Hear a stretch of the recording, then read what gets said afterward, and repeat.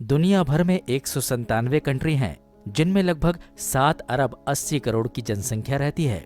वहीं पर 6500 के करीब लैंग्वेज भी बोली जाती हैं। इन सभी देशों का अपना अलग रहन सहन, अलग सभ्यता और अपनी अलग प्रथाएं, रीति रिवाज भी हैं। लेकिन कुछ प्रथाएं ऐसी भी हैं जो सदियों से चली आ रही है तथा जिन्हें हम कुरीतियों का नाम दे सकते हैं। दुनिया के अनेक हिस्सों में कई कुरीतियों का प्रचलन रहा है। वहीं भारत में भी अनेक तरह की कुरीतियों का वास है, जिनमें दहेज प्रथा, बाल विवाह तथा 3 तलाक और अनेक सामाजिक कुरीतियां हैं जो अभी भी चलन में हैं। वहीं दुनिया के अनेक हिस्सों में आज भी अनेक कुरीतियां उपस्थित हैं, जिनके बारे में सुनकर आपके होश उड़ जाएंगे। तो आइए जानते हैं ऐसी ही कुछ प्रथाओं के बारे में। कैमरून एक मध्य और पश्चिमी अफ्रीका का देश है, जो कि पश्चिम में नाइजीरिया से मिला हुआ है, जिसकी जनसंख्या लगभग 2 करोड़ 66 लाख है। आपको जानकर हैरानी होगी कि वहाँ पर कुछ जनजाति में पति के मर जाने के बाद विधवाओं को अपने पति के शव को पानी से साफ करके जो पानी बच जाता है, उस बचे हुए गंदे पानी को पीना होता है। उस जनजाति का ऐसा मानना है कि उस गंदे पानी को पीने के बाद ही वो औरत पति की आत्मा से मुक्ति पा सकती है। अब आप ही बताइए, क्या ऐसा हो सकता है? खतना, जिसे सुन्नत और अंग्रेजी में सर कमीशन भी कहा जाता है, ये मुस्लिम और यहूदी समाज की एक ऐसी प्रथा है जो बहुत ही प्राचीन काल से चली आ रही है। खतना पुरुष और महिला दोनों का किया जाता है। लड़कियों के खतने को फीमेल जेनिटल म्यूटिलेशन कहा जाता है। ये काफी दर्दनाक होता है। लड़कों के खतने में लड़कों के लिंग के आगे की खाल काट दी जाती है तथा लड़कियों में उनका क्लेटरिस काटा जाता है। ये खाल का एक छोटा सा टुकड़ा होता है जो लड़कियों के वल्वा के ठीक ऊपर होता है। खतना 4 प्रकार का होता है। खतना को मानने वाले समुदाय के अनुसार महिलाओं का खतना करके उनमें सेक्स की इच्छा को खत्म किया जाता है। इस प्रक्रिया से उनका चाल चलन नहीं बिगड़ता और वो अपने पति के प्रति ज्यादा वफादार रहती हैं। इस प्रथा पर 42 देशों ने रोक लगा दी है, जिनमें से 27 अफ्रीकी देश हैं, मगर आज भी ये कुरीति रुकने का नाम नहीं ले रही है। पापुआ न्यू गिनी इंडोनेशिया के समीप प्रशांत महासागर क्षेत्र में एक स्वतंत्र राष्ट्र है, जो दक्षिण पश्चिम प्रशांत महासागर क्षेत्र में द्वीपों का समूह है। केवल 60 लाख की जनसंख्या वाला देश विविधताओं के देश के रूप में भी जाना जाता है। वैसे तो हर देश, हर धर्म में मृत्यु के बाद मृत शरीर को जलाकर या दफनाकर उसका अंतिम संस्कार कर दिया जाता है, लेकिन पापुआ न्यू गिनी में रहने वाली दानी जनजाति की सोच और परंपरा सबसे अलग है।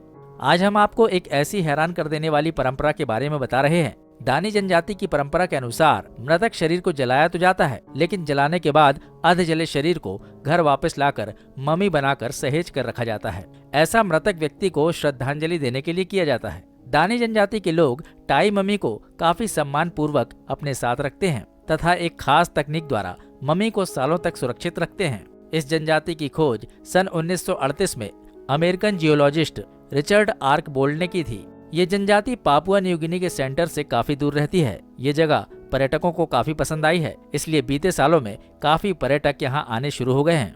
इस दानी जनजाति की एक और खतरनाक परंपरा है, जो भी उसे सुनता है उसकी रूह कांप जाती है।